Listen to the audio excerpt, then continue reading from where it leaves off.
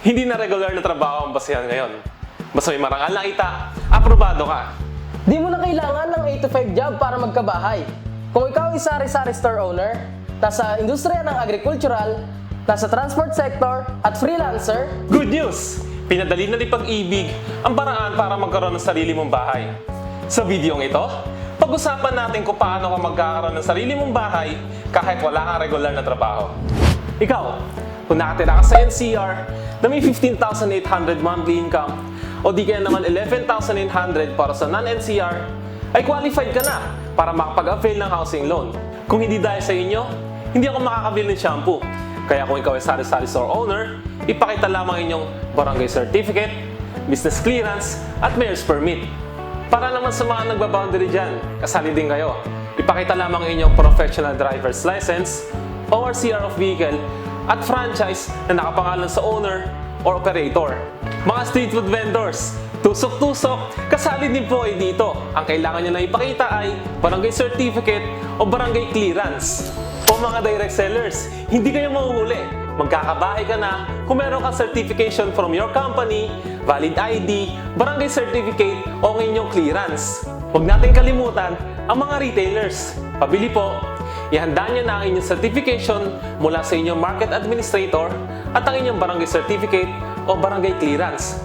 Kahit nga subcontractors, pasok ay Pag-ibig basta nakahanda ang barangay certificate o clearance. At syempre, kahit mga commission-based ay kasali rito. Mag-provide lamang kayo ng Certificate of Employment with company logo ha. Tandaan niyo yan ha! Kayo ang pundasyon ng bawat mamamayang Pilipino.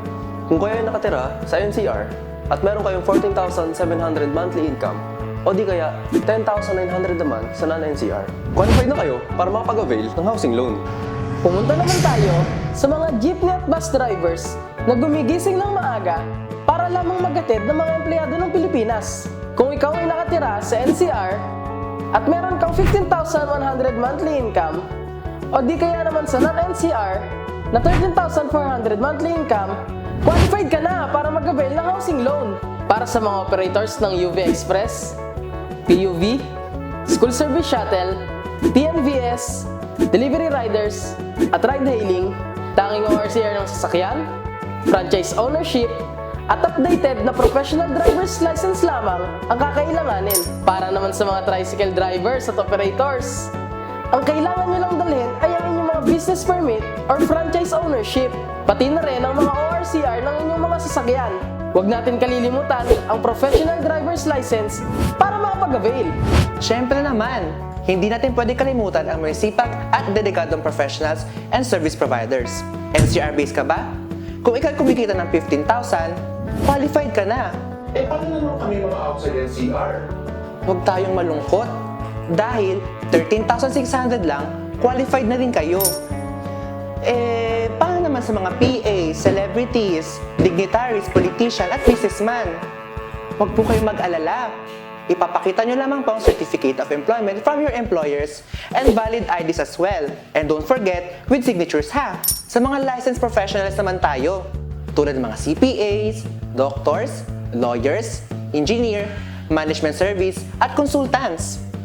Dalhin nyo lamang po ang inyong PRC license, masteral, or PhD certification sa mga web programmers natin dyan, tulad ng mga designers, developers, mga utak sa likod ng digital world. Ipakita nyo lang ang inyong service contract, ay pwede na kayo mag-apply.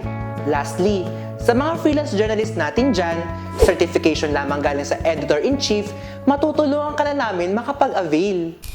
Hindi porket wala kang regular na trabaho, hindi ka na pwedeng magkabahay. Hindi lahat ng mamamayang Pilipino ay pinalad para magkaroon ng regular 9 to 5 job. Lahat tayo ay may kakayanan. Lahat tayo ay may sari-sariling kabuhayan.